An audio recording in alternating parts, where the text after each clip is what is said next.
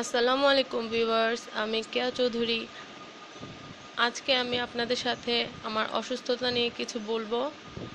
আমি গত এক সপ্তাহ ধরে ভীষণ অসুস্থ। আপনারা দেখেছেন আমি সবসময় আপনাদের সাথে অ্যাক্টিভ থেকে কাজ করার চেষ্টা করেছি। আমি যতটুকু পারি আমার মতো করে চেষ্টা করেছি যে কোনো কঠিন রান্না, যে কোনো কঠিন কাজ সহজ করে আপনাদের সামনে পরিবেশন করার জন্য। তো ভিউয়ার্স, প্রতিনিয়ত আমি কাজ করছি। কাজ করতে করতে এমন এক সময়, ঠিক গত শুক্রবার দিনের কথা, সম্ভবত শুক্রবার থেকে শনিবারের কথা, আমি কাজ করছিলাম। হঠাৎ করে আমি খুব অসুস্থতা বোধ করি। এটা অবশ্য এই বর্তমান সিজন যে গরম, প্রচুর গরম, সেই গরমেরই প্রভাব।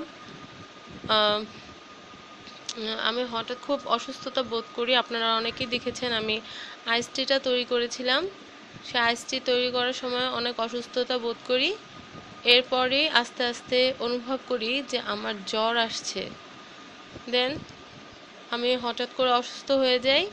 এরপর আর ওইভাবে আমার কাজ করা হয়ে ওঠেনি। তো ভিউয়ার্স, আমি সবসময় চেষ্টা করেছি আপনাদেরকে ভালো কিছু কাজ উপহার দেওয়ার জন্য।